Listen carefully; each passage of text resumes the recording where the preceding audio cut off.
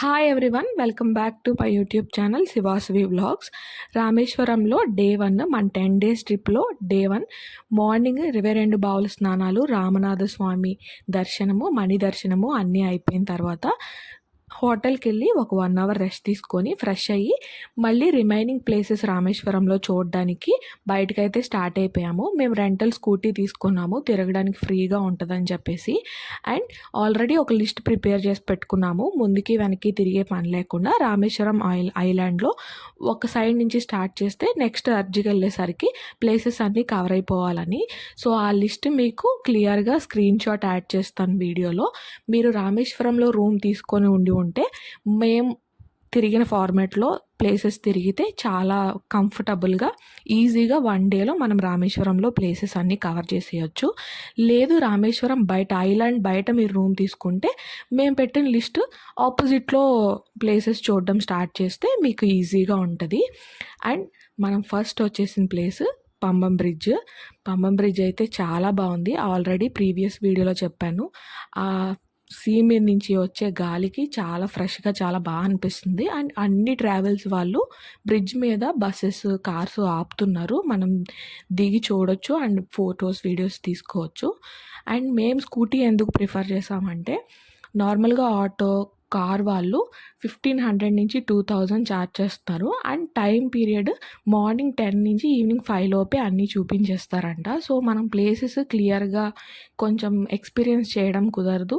Scooty అయితే best అని మేము ఇలా తీసుకున్నాము. పర్ డేకి 350 ఛార్జ్ చేశాడు. మాకు పెట్రోల్తో కలిపి 1100 ఆర్ 1200 అయింది అంతే. సో కపుల్స్ కానీ ఫ్రెండ్స్ ఇద్దరే కానీ వెళ్తే scooty or rental bike best decision అనమాట. అండ్ మేమైతే స్కూటీ ఉంది కాబట్టి పంబం బ్రిడ్జ్ ఆ చివరి నుంచి ఈ చివరికి ఒక 2 రౌండ్స్ వేసాము పీస్ఫుల్గా. అండ్ ఇదే రిపేర్ వర్క్స్ అవుతున్నాయి మేము వెళ్ళినప్పుడు పంబం బ్రిడ్జ్. సో అందుకనే ముందు స్టేషన్లో దిగేసి రావాల్సి వస్తుంది. లేదంటే మనం ఈ బ్రిడ్జ్ మీద ట్రైన్ వెళ్తుంది కదా, అది కూడా మంచిగా ఎక్స్పీరియన్స్ చేయొచ్చు. మా బ్యాడ్ లక్ అప్పుడే రిపేర్ వర్క్స్ అవుతున్నాయి కాబట్టి మేము అది ఎక్స్పీరియన్స్ చేయలేకపోయాము. సో పంబం బ్రిడ్జ్ అయితే చాలా చాలా చాలా బాగుంది. అలా పంబం బ్రిడ్జ్ దగ్గర కొంచెం టైం స్పెండ్ చేసి 1 అవర్ ఆర్ 1.5 అవర్ వరకు అక్కడే టైం స్పెండ్ చేసాము. ఎండ కొంచెం ఎక్కువ అవుతుందని చెప్పేసి ఇంకా నెక్స్ట్ ప్లేసెస్ చూడడానికి కూడా టైం సరిపోదని రిటర్న్ అయితే స్టార్ట్ అయిపోయాము.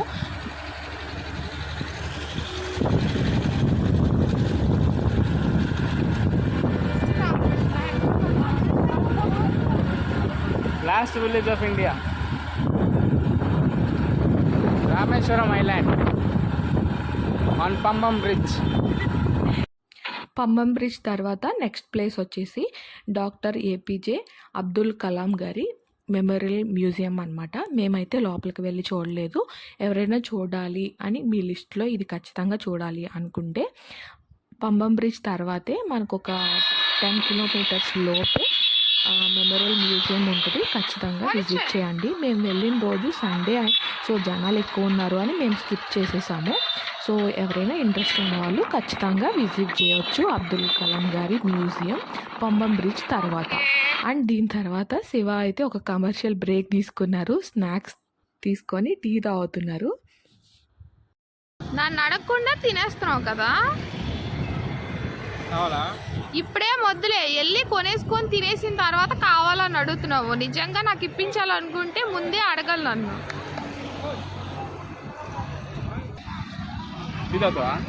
నేను టీ తాగుతాను, తెలీదా నీకు?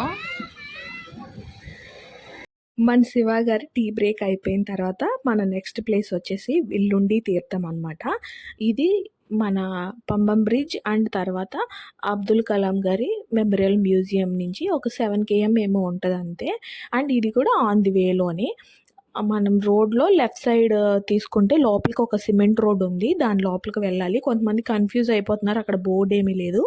సో కొంచెం గూగుల్ మ్యాప్స్ కరెక్ట్గా పెట్టుకొని వెళ్ళండి.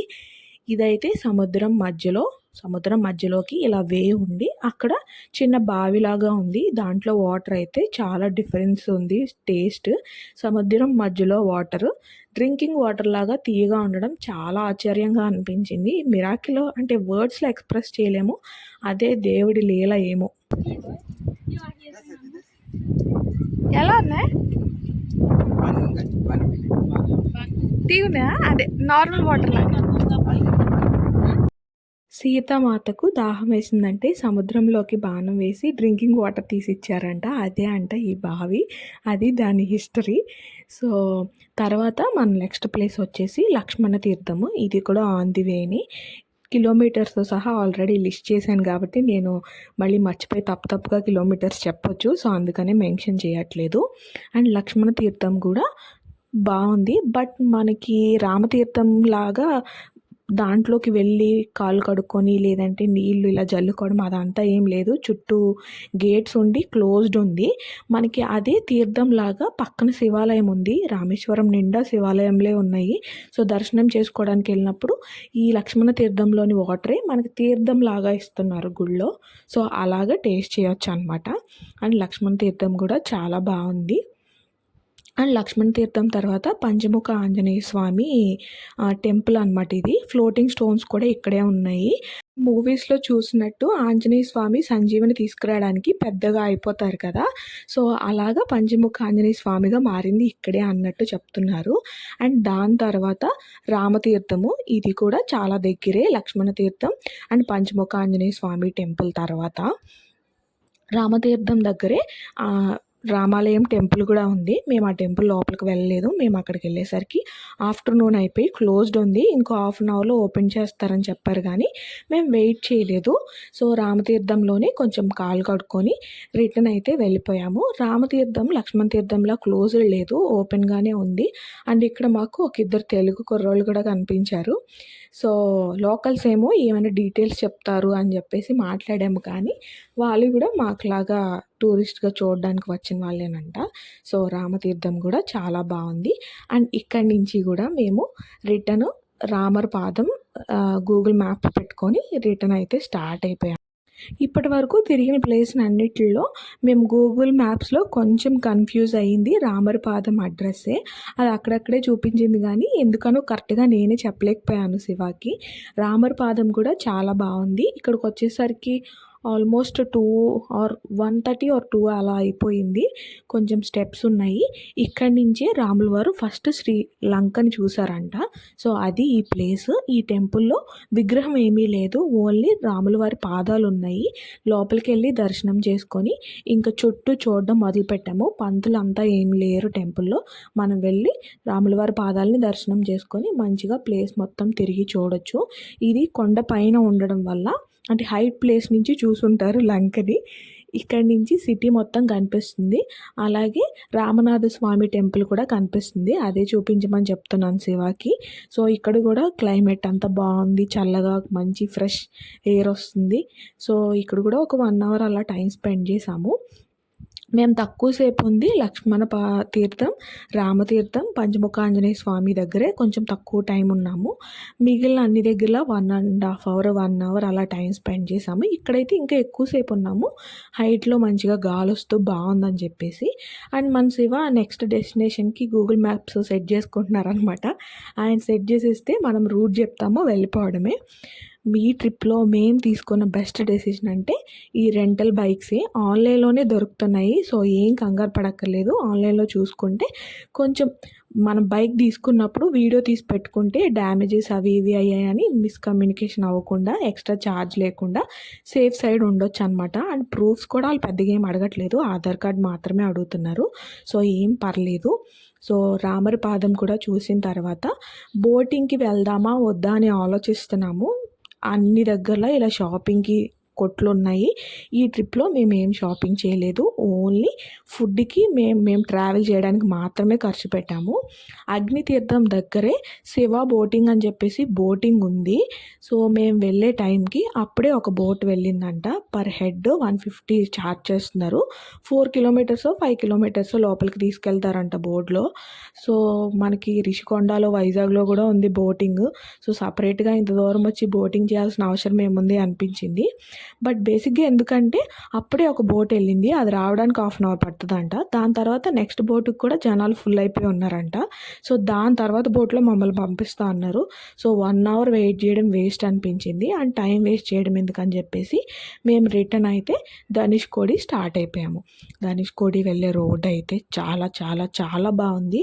మాటల్లో నేను చెప్పలేను. ఫస్ట్ అంతా ఫారెస్ట్ లాగా ఉంది, తర్వాత శాండ్ ఉంది, తర్వాత 2 సైడ్స్ సముద్రం ఉండి మధ్యలో రోడ్డు ఉంది.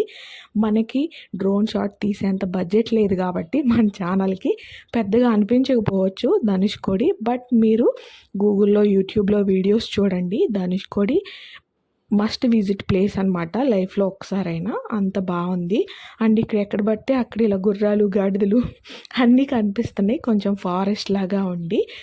ధనుష్కోడి కూడా ఒకప్పుడు ఒక వెలిగిన సిటీ అంట, అంటే ఊరంట. ఆ తర్వాత ఏదో సునామీ ఆర్ ఫ్లోటింగ్ ఎక్కువై సముద్రం నుంచి మొత్తం కొట్టుకుపోయింది అని ఏదో స్టోరీలు చెప్తున్నారు. నాకు కూడా అంత క్లియర్గా తెలీదు.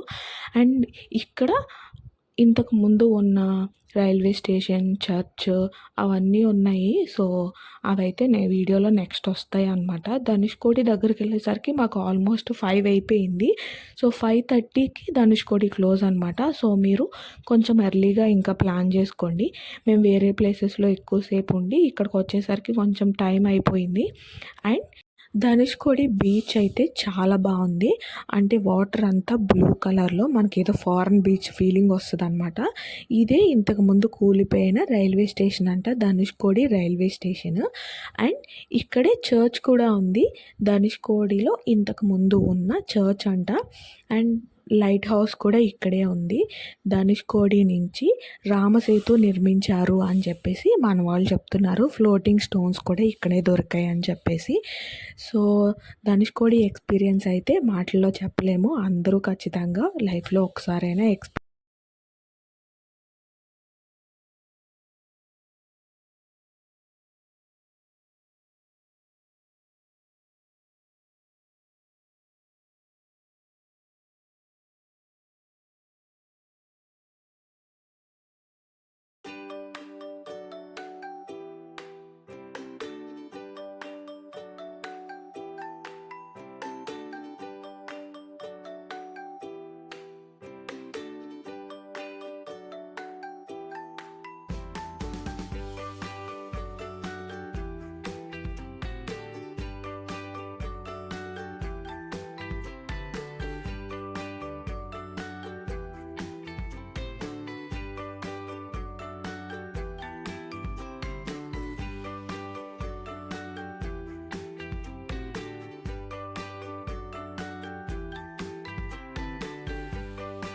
ఫీలింగ్ ఏంటి? Excellent, brilliant, marvellous. ఎక్కడున్నాం మనం? India last point. చాలా హాయిగా ఉంది.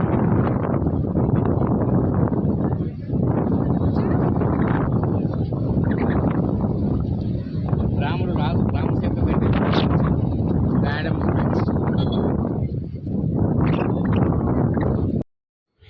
ధనుష్కోడి అయిపోయిన తర్వాత అబ్దుల్ కలాం గారి హౌస్ చూడడానికి వెళ్దాం అనుకున్నాము. యాక్చువల్గా అబ్దుల్ కలాం గారి హౌస్ ముందుంది మన లిస్ట్లో. బట్ ధనుష్కోడి 5:30 క్లోజ్ కాబట్టి ముందు ఇక్కడికి వచ్చేసాము. ఇక్కడ మొత్తం ఒకటే సముద్రం, మధ్యలో రోడ్డు ఉంది చెప్పాను కదా. బట్ ఒక సైడ్ అలలు బాగా వస్తున్నాయి, రెండో సైడ్ అసలు అలలే రావట్లేదు అనమాట. సో ఈ డిఫరెన్స్ కూడా ఏంటో అర్థం కాలేదు. సో ఇది మీకు క్లియర్గా చూపించాలని మన శివ అటు ఇటు దూకి 2 రికార్డ్ చేశారనమాట. ఇటు సైడ్ అలలు వస్తున్నాయి చూసారు కదా, రోడ్డుకి అటు సైడ్ చూడండి అసలు సముద్రంలో అలలే రావట్లేదు, ప్రశాంతంగా ఉంది. శివ మార్నింగ్ నుంచి డ్రైవ్ చేసి అలసిపోయారని చెప్పేసి డ్రైవింగ్ ఈసారి నేను తీసుకున్నాను. నాకు అంత మంచిగా ఏం రాదు డ్రైవింగ్, బట్ అప్పటికే అందరూ వెళ్ళిపోయారు, వెహికల్స్ తగ్గిపోయాయని చెప్పేసి నేను డ్రైవింగ్ తీసుకున్నాను. చుట్టూ సముద్రం, మధ్యలో రోడ్డు, ఈవినింగ్ సన్సెట్ టైము, చల్లగా గాలి. ఆ డ్రైవ్ని అయితే చాలా బాగా ఎంజాయ్ చేసాం మేమిద్దరము. అండ్ నేను కూడా డ్రైవ్ చేసి చాలా రోజులు అవుతుంది. భలే థ్రిల్లింగ్గా అండ్ హ్యాపీగా అనిపించింది. ఈ స్కూటీ తీసుకోవడం అనేది బెస్ట్ డెసిషన్ అనమాట. మాకైతే ఆ డే, ఆ ఎక్స్పీరియన్స్ చాలా చాలా చాలా బాగా నచ్చింది. అబ్దుల్ కలాం గారి హౌస్ ఓపెనే ఉంది, నైట్ 8:30 వరకు ఓపెన్ ఉంటుంది. మేమైతే లోపలికి వెళ్ళలేదు. లోపల లైబ్రరీ లాగా ఉంటుందంట, 20 రూపీస్ ఎంట్రన్స్. మేమైతే వెళ్ళలేదు, ఆ రోజు ఫుల్ మూన్. సో బీచ్కి వెళ్దాం మళ్ళీ అని చెప్పేసి అగ్నితీర్థం దగ్గరే చిన్న పార్క్ ఉంది. సో బీచ్లో ఫుల్ మూన్ ఎక్స్పీరియన్స్ చేద్దామని చెప్పేసి మంచిగా వెళ్ళి అక్కడ ఒక 1 అవర్ అలా స్పెండ్ చేసి హోటల్కి వెళ్ళి రెస్ట్ తీసుకున్నాము. ఇవే ప్లేసెస్ రామతీర్థంలో చూడడానికి. వీడియో నచ్చితే లైక్ చేయండి, ప్లీజ్ సబ్స్క్రైబ్ చేసుకోండి. meet you on next video. Bye. Thanks for watching.